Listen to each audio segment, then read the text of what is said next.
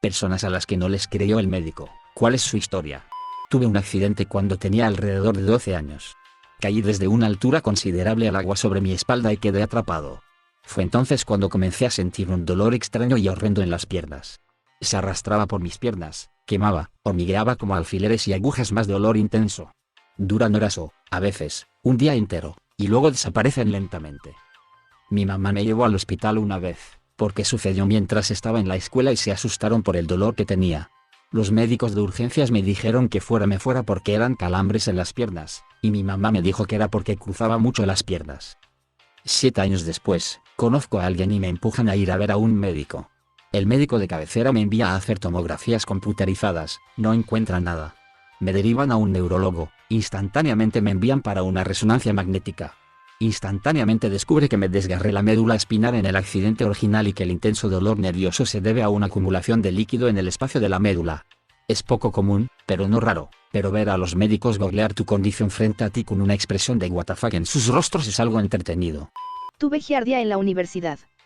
Fui a la enfermera en el campus, ella me dio una charla condescendiente sobre probar Imodium primero antes de que molestara a la importante salud estudiantil con algo como diarrea.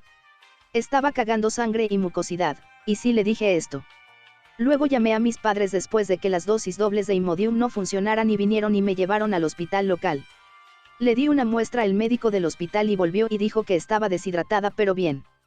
Había llenado el vaso principalmente con sangre y mucosidad. En ese momento, mi papá dijo algo como, debes estar bien porque 2 profesionales médicos lo dijeron.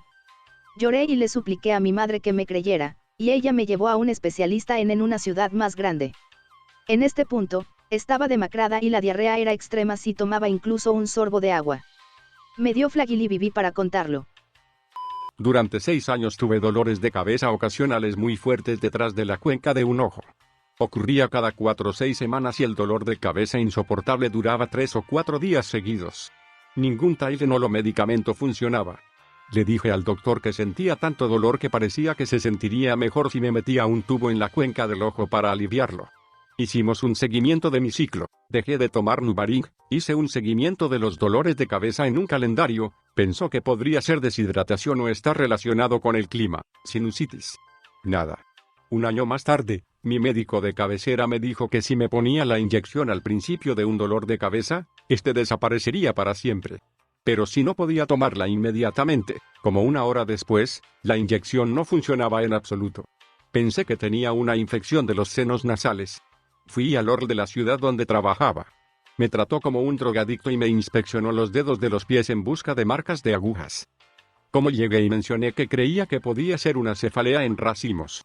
Era un hombre muy mayor y dijo que le estaba diciendo que tenía exactamente todos los síntomas de una cefalea en racimos y que la mayoría de la gente no los tiene todos. Según su razonamiento, me lo estaba inventando. Sí, había hecho muchas búsquedas en web tratando de averiguar todo lo que podía ser. El doctor de ojos hizo esa cosa de la imagen para mirar la parte posterior de mi ojo, todo estaba bien, así que no hay tumor. Me hicieron una resonancia magnética y un escáner, y los resultados fueron buenos. El neurólogo solo extendió una receta diciendo que mientras esos medicamentos trabajaran podría soportarlo. Pero yo no quería controlarlo, quería encontrar una cura. Volví a ver al oftalmólogo 1 año después, y todavía no se encontró nada. Finalmente conseguí que mi doctor primario me escribiera una referencia para un análisis de sangre. Determinó que era mi problema de tiroides. He estado tomando medicamentos durante más de 1 año y medio y no he tenido dolor de cabeza en todo ese tiempo. Estoy agradecido de saber lo que realmente era. Durante mucho tiempo fue una broma corriente con mi pareja que iba a morir joven y le dije a mi familia que realizara una autopsia para ver que tenía un tumor del tamaño de un cantaloupe detrás de mi ojo. Ja. Me alegro de que ese no sea el caso, pero en serio tomó mucho tiempo para descubrir lo que era. Algunos médicos, no todos, no creen que sea alérgico al Benadryl ya que es un antihistamínico. Se trata de 60-40 que no me crean. Mi garganta se cerró cuando lo tomé por alergias una vez. Sí, he ido a un alergólogo que me lo ha confirmado. Es mucho más controvertido de lo que jamás hubiera pensado, especialmente para los pediatras cuando revelo que soy alérgico para los registros de mi hijo. Tuve una reacción al Benadryl una vez.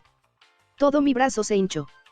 Las enfermeras dijeron ¿qué carajo hacemos ahora? Los miré a la cara durante unos 2 segundos antes de que su entrenamiento comenzara e hicieran cualquier magia que hicieran para arreglar cosas así. Solo sucedió una vez.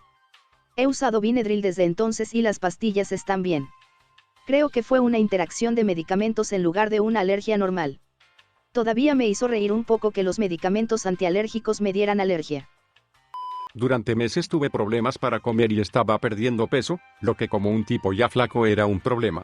Durante este tiempo, cada vez que comía, sentía que la comida se me quedaba atrapada en la garganta y finalmente tuve que vomitarla nuevamente. Esto llevó a que me enviaran a varios médicos que tomaron muestras de sangre y luego me enviaron a un psiquiatra para tratar mi bulimia u otros trastornos alimentarios. Así que durante meses me morí de hambre lentamente mientras trataba de explicarles a los médicos que de hecho quería comer. Es simplemente imposible para mí. Finalmente, me enviaron a hacer un trago de bario solo para demostrarme que soy perfectamente capaz de comer. Aquí es donde finalmente descubrieron que tenía un caso muy grave del raro trastorno acalasia. Este es un trastorno en el que los músculos de la parte inferior del esófago sufren espasmos incontrolables, lo que dificulta la deglución. También es un trastorno muy raro que es excepcionalmente raro en personas menores de 20 años. Yo tenía 15. Eventualmente, después de algunas semanas más con una dieta líquida, me sometí a una cirugía para resolver el problema y pude volver a comer. Sin embargo, fue un proceso muy molesto y doloroso llegar a ese punto. Prurito acuagénico. Me afecta todos los días. Algunos días son peores que otros. Trabajé con un médico durante aproximadamente un año para tratar de encontrar una causa. Al final concluyó conmigo que el agua era el único factor común en mis arrebatos de picazón extrema. Se rió mientras salía de la habitación. Esa fue la última vez que lo vi. Fui a casa y busqué en Google mis síntomas. Vi un foro para personas que tenían problemas idénticos. Probé sus métodos y realmente ha ayudado. No quiero ser insensible, pero ¿cómo te bañas? He estado teniendo ataques de vesícula biliar durante meses.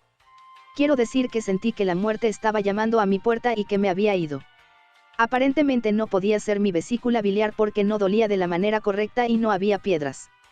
Adivina quién tiene una vesícula biliar enferma. Solo me enteré después de que insistí absolutamente en que hicieran más pruebas. Tuve dolor durante 10 años antes de que finalmente me hicieran un ultrasonido y vieran piedras. Dijeron que era demasiado joven. Tenía un cálculo del tamaño de un huevo de gallina encajado en un conducto de 10 milímetros y mi vesícula biliar se estaba muriendo por falta de flujo sanguíneo porque los cálculos cortaban la circulación. Le pedí a 6 médicos que revisaran mi vesícula biliar antes de que uno finalmente lo hiciera una vez que tuve la edad suficiente. Una amiga tuvo problemas de vesícula biliar durante meses. No apareció nada en los escáneres, pero después de una semana de no poder retener nada, fue al hospital y les dijo que le hicieran lo que fuera para averiguar qué estaba mal. Finalmente la abrieron y encontraron su vesícula biliar llena de piedras muy pequeñas, ninguna de las cuales apareció en los escáneres porque no eran lo suficientemente grandes, pero definitivamente le estaban causando los mismos síntomas. Cuando estaba en tercer grado, me empeñé en decir que necesitaba gafas. Era difícil ver, pero cuando fui al médico, por alguna razón asumieron que quería gafas porque todas las chicas inteligentes de la escuela las tenían, parcialmente cierto. Pero no podía ver. Avancemos unos años y tengo 15 años tratando de obtener mi permiso de aprendizaje para conducir. Me dicen que no puedo empezar a conducir hasta que vea a un médico por mis ojos. Voy y me ven, me dicen que tengo un caso bastante grave de ambliopía refractiva. Soy ciega del ojo izquierdo, a todo menos a los colores y a las formas muy vagas. Mi médico me dice que si lo hubiera detectado antes de los 10 años, podría haber participado en una terapia para revertir el daño a mis ojos y a los nervios ópticos. Como no lo hice, es irreversible. Ni cirugía, ni lentes correctoras, es mi suerte en la vida. No tuve ningún problema en la escuela como hacen los niños con problemas de visión no diagnosticados, mis ojos siguen correctamente, no hay ningún indicador físico de que no pueda ver, así que nadie pensó nunca en mis quejas y finalmente dejé de quejarme. No me duele, pero no tengo percepción de la profundidad, y fue decepcionante escuchar que no se puede arreglar. What the fuck? ¿Por qué? El doctor no solo probaría tu visión. No es que los problemas de visión sean lupus. Son muy comunes. Incluso si quisiera anteojos, eso no es exclusivo de necesitarlos. Cistitis intersticial. Es una condición dolorosa de la vejiga que está poco investigada y no es muy conocida. Como lo explico es que, cuando se inflama, se siente como si tuviera una infección en la vejiga. Ardiendo, orinando lava, sintiendo como si hubiera una banda elástica alrededor de mi vejiga, todo eso. Pero no puedo tomar antibióticos porque no hay infección que curar. y los medicamentos recetados para ellos son realmente dudosos. Así que solo tengo que esperar. De todos modos, fui al médico durante 5 años que me decía no sé qué te pasa, bebe más agua. Entonces finalmente obtuve un diagnóstico de otro médico. Luego se agravó mucho, así que fui a visitar a otro médico que se negó a creer el diagnóstico y me hizo hacer pruebas de enfermedades venéreas, que ya me había hecho unas 10 veces, así como un examen pélvico, extremadamente doloroso cuando orinas fuego, y luego me dijo que probablemente tenía una enfermedad pélvica inflamatoria a causa de una enfermedad venérea no tratada. Le dije tengo una relación de 7 años, nunca he tenido otra pareja, no tengo una ETS y él dijo algo sobre cómo eso no importa. Así que pasé una semana enloqueciendo internamente porque mi esposa me engañaba, luego volvieron a llamar y dijeron que mis resultados estaban totalmente limpios. Ahora ni siquiera me molesto en ir al médico cuando tengo un brote. Cuando tenía 14 años me desperté paralizado. Estaba gritando y mi cabeza enloqueciendo.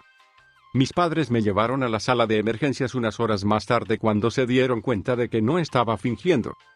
Los doctores me pusieron en la sala psiquiátrica y dijeron, no hay ninguna razón física por la que no pueda moverse, así que simplemente cree que no puede moverse.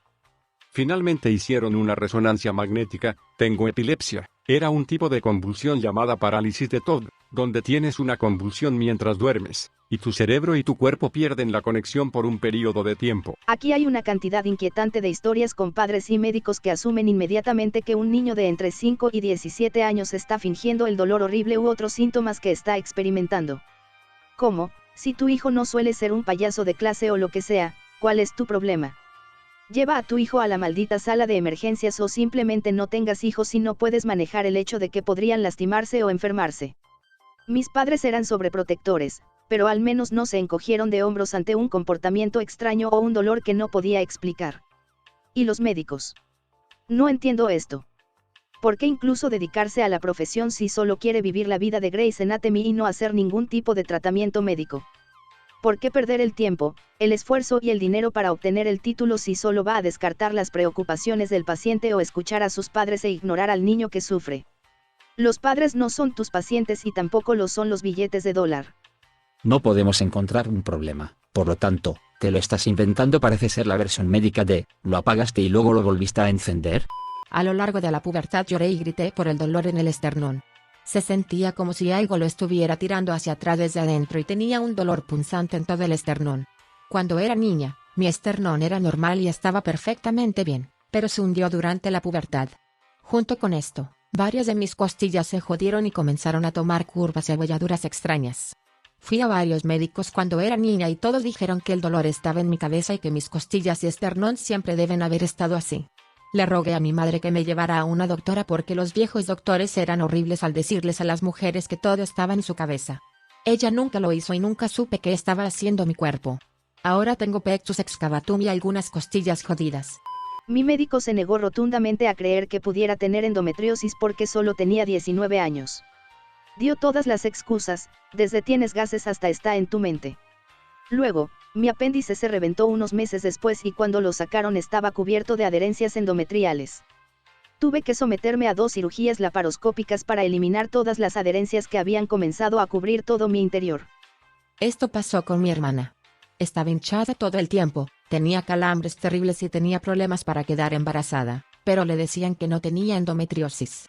Nuestra madre lo pasó muy mal y también tuvo dificultades para quedar embarazada, pero los médicos simplemente no querían hacer una laparoscopia. Entonces, hace un año, mi hermana y su esposo se van de vacaciones a Cozumel y le brota un quiste. Pasó todo el viaje en el hospital. Resultó que tenía endometriosis tan grave que sus entrañas estaban llenas de suciedad y también había destruido su apéndice y también necesitaba ser extirpado. Pero, ahora está embarazada y está súper emocionada. Cuando era niño notaba que cada vez que corría sentía como si tuviera un enjambre de abejas en mi pecho. Simplemente lo descarté por ser un niño débil ya que era muy flaco y larguirucho con poca masa muscular. A los 20 años comencé a perder el conocimiento de repente y mi corazón latía muy rápido. Me diagnosticaron POTS a los 21 años y luego síndrome de Ehlers-Danlos a los 25, pero los episodios de desmayos y taquicardia seguían empeorando. Fui de cardiólogo en cardiólogo insistiendo en que les faltaba algo y que algo me pasaba en el corazón. Al principio seguían achacándolo al POTS pero yo estaba en tratamiento y los episodios de taquicardia repentina no paraban. Llamaba a la ambulancia constantemente y cuando me hacían el electrocardiograma siempre salía normal. Comenzaron a decirme que estaba teniendo severos ataques de pánico. La cosa es que me darían en la cama cuando estaba dormido y me despertaría de un sueño profundo. Se sentía como un enjambre de abejas moviéndose cada vez más rápido en mi pecho. Mis labios se volverían azules, perdería todo el color de mi cara y estaría empapado en sudor. El calor en mi pecho se sentía como si estuviera siendo quemado desde adentro hacia afuera. Así que esto continuó durante 7 años y simplemente dejé de vivir. Ya ni siquiera me molestaba en ir al médico porque eran solo ataques de pánico. Luego volví al médico que me diagnosticó Ehlers-Danlos y le dije que no había dormido bien por las noches en años porque estos ataques de pánico nocturnos seguían despertándome y haciéndome parecer un muerto viviente. Los miembros de mi familia comenzaron a llamarme cariñosamente bebé fantasma debido a mi apariencia pálida. Eventualmente me envió a otro cardiólogo y ni siquiera tenía tantas esperanzas, hasta que mi hermana comenzó a revisar mis registros médicos antiguos y encontró un resultado de una prueba de monitor Holter de 2010 que mostraba que tendría algo llamado taquicardia paroxística. No pensé en nada porque tengo POTS, así que sí, tengo taquicardia como era de esperar, ¿verdad? Me dijeron que esta prueba era normal y no la incluía en mis registros que llevé a todos mis futuros cardiólogos. Entonces le damos los resultados de hace 7 años y me pregunta si me está despertando la taquicardia y le digo que sí.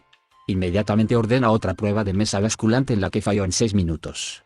Luego hizo algo que ningún cardiólogo anterior había hecho en el pasado y fue un estudio de EP. Yo estaba como sí, lo que sea, acaba con eso para que puedas decirme que la prueba es normal y que son solo ataques de pánico. Así que me prepararon para el laboratorio de cateterismo y luego me di cuenta de lo que estaba a punto de suceder y me asusté muchísimo y tuvieron que sujetarme cuando me sedaron. Olvidé mencionar que la prueba se hizo el viernes 13 de 2017 y soy supersticioso como la mierda. De todos modos, me noquearon y esperaba salir de ahí en un par de horas y seguí con medio abatido por haber tenido otra prueba normal. Oh chico, me equivoqué. Me despierto 3 horas más tarde cuando me sacan del laboratorio de cateterismo con la garganta doliendo por haber sido intubado y un montón de gente mirándome sonriendo y diciendo encontramos el problema. Aparentemente, mi corazón estaba jodido y en realidad tenía taquicardia por reentrada en el nodo AB, que hacía que mi cabeza latiera a 240 LPM. Nací con eso. El enjambre de abejas en mi pecho era mi corazón latiendo tan rápido que no tenía tiempo de llenarse por lo que mis labios seguían poniéndose azules y mi rostro estaba pálido. También me estaba haciendo perder completamente el conocimiento. Mi médico dijo que era demasiado joven para la gota cuando tenía 20 años, asumió que tenía artritis. Tuve mi primer ataque de gota cuando tenía poco más de 30 años. Diré que un remedio a corto plazo es el agua con vinagre de sidra de manzana. El vinagre ayuda con las cristalizaciones que se forman en las articulaciones. Cuando empiezo a sentir que me duele el dedo del pie, empiezo a beberlo. Lipedema. Siempre he sido la chica gordita y luego la gorda desde el instituto. Hace unos 4 años, descubro que tengo lupus. Voy a mi reumatólogo que me mira unos minutos y me dice tus rodillas, ¿dónde están tus rodillas? Pienso para mis adentros, que no has visto antes las rodillas de los gordos. Me voy pero su comentario me persigue. Una noche, el año pasado, me puse a buscar en Google las rodillas de los gordos y apareció la palabra lipedema. Inmediatamente me puse a llorar. Esta era mi gente. Por fin sentí que había encontrado mi verdad. No miento, el lipedema es un trastorno de la grasa en el que el cuerpo no la almacena correctamente. Por lo tanto, ninguna dieta o ejercicio eliminará la grasa porque el cuerpo no la reconoce correctamente. Comienza durante la pubertad y aumenta durante otros momentos hormonales. Su otro nombre es síndrome de la grasa dolorosa. Lo que explica por qué a veces incluso una manta en mi regazo duele. Esto explica por qué las dietas de 1200 calorías nunca funcionaron. El bypass gástrico no funcionó. Todavía mis hits no me creían. Tuve que sentar a uno con más de 300 páginas de documentación antes de que lo entendiera. Muy pocos médicos han oído hablar de ella y aún menos la tratan. Tuve que conducir 2 horas hasta un especialista en linfáticos. Me miró y me diagnosticó inmediatamente un lipedema.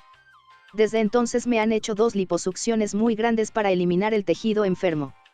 Tendré que llevar prendas de compresión para evitar que vuelva a crecer, pero al menos sé lo que me pasa. El mío era un dolor de espalda severo. Soy un hombre de 41 años y me he tirado la espalda 50-60 veces desde que tenía 20 años. No es gran cosa, ¿verdad? Simplemente cojee durante unos días y, por lo general, volverá a aparecer por sí solo con el tiempo. Esto continuó durante años hasta que hace unos 3 años lo tiré y no mejoró después de una semana, luego 2 semanas, luego 3 semanas. Estuve trabajando, construcción, todo el tiempo. Finalmente llegué al punto en que ya no podía funcionar ni aguantar más el dolor, así que fui al médico. tómatelo con calma, usa un aparato ortopédico, etcétera, etcétera. Y me envió a casa. Eso duró otra semana hasta que finalmente conduje hasta la sala de emergencias a las 3 a.m. Les dije lo que pasaba e insistí en una resonancia magnética o tomografía computarizada. Esos hijos de puta estaban empeñados en darme una aspirina y enviarme a casa con una palmada en la cabeza. La suerte tonta de lo que sucedió después es la única razón por la que creo que estoy bien ahora. Iban a ponerme una inyección de algo, no recuerdo qué, pero no era un analgésico, y les dije que de vez en cuando reciba una inyección, me sentiré un poco mareado. Bien, no hay problema. Bueno, realmente no podía acostarme porque me dolía mucho, así que estaba sentado en la habitación del hospital cuando me puso la inyección. Luego, inmediatamente salió de la habitación y yo estaba solo. Efectivamente, comencé a tener una sensación de malestar, así que me puse de pie para prepararme para vomitar en el bote de basura. Y procedí a desmayarme y caer al suelo, golpeándome la cabeza contra el suelo de baldosas con tanta fuerza que me rompí la nariz y me hice un corte que requirió bastantes puntos. Bueno, me desperté rodeado de personal del hospital que me estaba trasladado a... Lo adivinaste, resonancias magnéticas. Porque me caí en el hospital, juicios y toda esa mierda. Bueno, para resumir, tenía 3 discos absolutamente destruidos, uno que se rompió en pedazos y se metió en mi médula espinal. Cirugía grande menos de una semana después, y me siento genial ahora. Todo porque soy una pequeña perra que no puede con las agujas. Migrañas crónicas. Tengo migraña todos los días, pero aproximadamente una vez al año desde que tenía 12 años tengo una tan fuerte que tengo que ser hospitalizada. La última vez que fui, un médico llevó a mi madre al pasillo y me acusó, no tan en silencio, de fingir para obtener medicamentos. Después de probar 3 o 4 medicamentos y que mi cabeza empeorase constantemente, regresó y me dijo que me estaba dando los medicamentos más fuertes que el hospital podía proporcionarme, y en 20 minutos mi nariz comenzó a sangrar y estaba gritando de dolor. Me dijo que me había dado un placebo, y tuve que ser hospitalizada en una sala de cuarentena durante 3 días, la habitación más silenciosa que tenían disponible. Ni idea de lo que me pasa todavía. Yo era una niña enfermiza. Estaba por debajo del peso normal y me contagiaría de cualquier cosa que se me presentara. Dolores de cabeza, dolor de cuerpo, sensibilidades. Problemas con el baño. Los resultados de las pruebas siempre estuvieron apenas dentro de los límites de lo normal, pero si alguien hubiera juntado todas las piezas, podría haber obtenido ayuda. Mi mamá me llamó hipocondríaca. Recuerdo tener unos 13 años y llorar al médico, preguntándole qué me pasaba. Le dije que como sano y hago ejercicio, porque me siento tan mal todo el tiempo. Me dijo que subiera de peso. Creía mi mamá que me lo estaba inventando todo. Me dijo que comiera un Twinkie. Resulta que tengo enfermedad celíaca. Estuve desnutrido toda mi vida porque mi cuerpo no estaba absorbiendo los nutrientes de mi comida. Para mí no apareció en los análisis de sangre regulares, no se encontró hasta que tenía 26 años y me hicieron una endoscopia en busca de úlceras. Mi hija también lo tiene. También un primo. Hay mejores pruebas ahora, afortunadamente, así que espero que nadie más pase por lo que yo pasé. Pasé más de 3 años recibiendo tratamiento y pruebas para el dolor crónico en las piernas. Tenía todo tipo de escáner disponible, fisioterapia, pruebas para trastornos nerviosos, etc. No pudieron encontrar una razón por la que estaba en una agonía indescriptible todo el tiempo, incluso cuando no caminaba, y cuando caminaba, mis rótulas se dislocaban. Nadie me creyó cuando dije que la fisioterapia lo estaba empeorando. Porque se supone que duele. Finalmente termino llorando en la oficina central de osteos, diciéndole que solo quiero morir. El dolor es demasiado, solo amputa mis malditas piernas por encima de la rodilla o me voy a suicidar. Un médico nuevo se detuvo para ver cuál era la conmoción y, después de revisar mi expediente, me hizo acostarme boca abajo en el sofá y dibujó algunas líneas en las plantas de mis pies con un rotulador y un transportador. Y así fue como descubrimos que tenía tibias rotadas, casi 30 grados. Por lo general, solo se ve en personas que han tenido fracturas que no han sanado bien, que yo no tenía, o en niños pequeños, donde se fija con un aparato ortopédico blando para la pierna porque los huesos aún son maleables. Solo ha habido como 4 casos de adultos como el mío en las últimas 5 décadas en mi hospital local. Básicamente, mientras los extremos de mi tibia aún estaban creciendo, la parte central de mi hueso comenzó a rotar. Lo que significa que todos los puntos de unión de los músculos, ligamentos y tendones se tiraban hacia los lados a medida que el hueso giraba lentamente. Debido a que fue tan lento, no hubo signos de inflamación o cicatrización, por lo que, Aunque la fisiología de mi pierna se veía un poco torcida, todavía se veía en el rango normal. Obviamente, a medida que envejecí, la mezcla se endureció y luego me torcieron las tibias. Así que imagina a alguien agarrando tu espinilla y torciéndola a 30 grados, y que todos te digan que todo está bien. La fisioterapia en realidad estaba empeorando las cosas y terminé con algunos ligamentos demasiado largos y daño en los nervios causado por continuar con el tratamiento mientras no se conocía mi condición. Desde entonces se ha reparado una pierna, pero nunca volverá a ser normal. Esencialmente obtuve mi deseo y me lo amputaron, cortaron la tibia y lo volvieron a unir en la posición correcta. Recuerda dejarnos tu like y suscríbete para que no te pierdas ninguno de nuestros videos.